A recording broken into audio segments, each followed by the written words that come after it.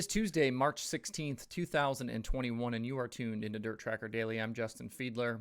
Today on the show, we take a look at the quiet run Cory Eliason is currently on with the Outlaws. Plus, we talk about last night's Bristol Dirt Nationals racing, and Mike Marlar is going NASCAR racing again, so let's jump in. Leading into the 2021 sprint car season, one topic we and others have talked quite a bit about is the wide open battle for the All-Star Circuit of Champions title. With three-time champ Aaron Reitzel moving on to full-time World of Outlaws competition for this season, a tremendous opportunity exists for someone to become a first-time champion with the All-Stars. And because of that opportunity, we've seen a bunch of drivers throw their hat in the ring, including Tyler Courtney, Justin Peck, Ian Madsen, Brent Marks, and many others. When talking about who could be the favorite, it seems that Cory Eliason, Marks, and Courtney are at the top of most people's lists, and for good reason. Eliason has been right behind Reitzel in recent seasons, plus he has Outlaw wins. Marks is with that potent CJB team and has Outlaw wins on his resume as well.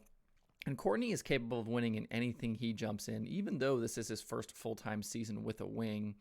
Over the first 5 All-Star races to start the season, even though they weren't for points, Courtney was the most impressive of the 3, bagging 2 top 5s and 3 top 10s. Marks and Eliason weren't quite up to the form we'd expect for championship contenders, with Eliason getting only 2 top 10s and Marks getting 1 top 5 and 2 top 10s himself. But since that opening stretch, Cory Eliason seems to have found some of that contending speed. As we've talked about the Outlaws over the past few weeks, including the championship battle and who might win Rookie of the Year, the one driver we haven't mentioned in all of this is Eliason. He's run all 6 Outlaw shows so far and is very quietly 6th in the standings. His 4 top 10s in 6 races have him ahead of Sheldon Haudenschild, Reitzel, Casey Kane, and even his All-Star competition, Brent Marks. Since finishing 20th with the All-Stars at Volusia on February 4th, Eliason has Outlaw finishes of 11th, 3rd, 7th, 6th, 8th, and 14th. His qualifying average and average feature start are actually a tick worse through 6 races in 2021 versus his 18 Outlaw starts in 2020. But all of a sudden, he's passing a lot of cars in features. On average, he's gaining 3 positions from the start to the end of races and is 3rd in feature plus minus with the Outlaws behind Craig Kinzer and Brad Sweet.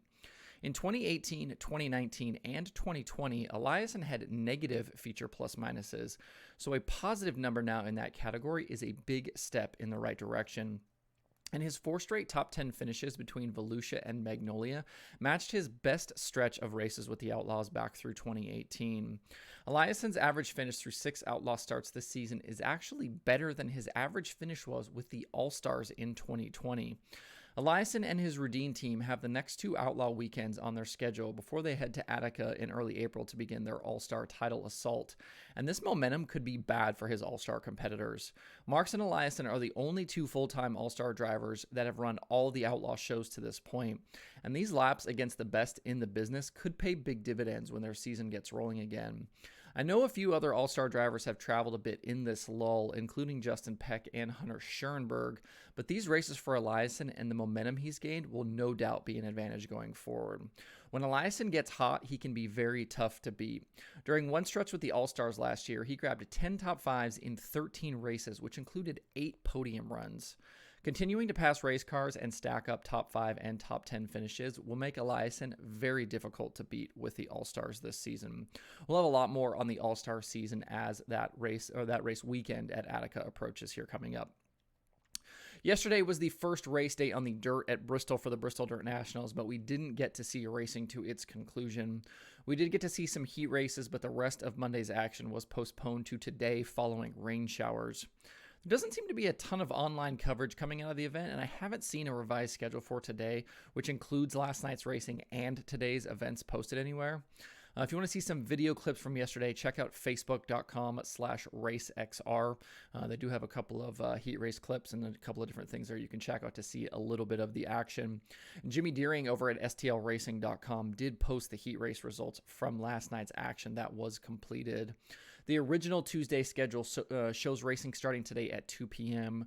That is Eastern time. For more info, visit bristoldirt.com. Did any of you actually tune into the racing yesterday? If you did, what are your thoughts on how it looked? Drop me a comment below or on social media with your thoughts about the opening day at Bristol. Obviously, a ton of racing still to come this week there at Bristol. World of Outlaws Late Model Series past champion Mike Marlar announced yesterday he's joining the NASCAR Cup field at Bristol next weekend, joining Chris Windom and Shane Golobic as dirt drivers getting an opportunity in the event. Marlar will run for Carl Long's Motorsports Business Management Team and their number 66 car. Besides being the 2018 World of Outlaws champion, Marlar has 2 previous NASCAR starts, both in 2019. He ran an Xfinity race at Richmond for Carl Long and finished 4th in the Eldora truck race that season. Marlar will also partner with Hill Motorsports for the weekend's Truck Series race as well. The Cup Series will get 2 practice sessions next Friday, March 26th, followed by qualifying races on Saturday, March 27th, leading into the 250-lap race on Sunday. A combination of qualifying race, finishing position, and passing points will set the lineup for Sunday's race. Definitely something the NASCAR folks are not going to be used to, passing points at an event.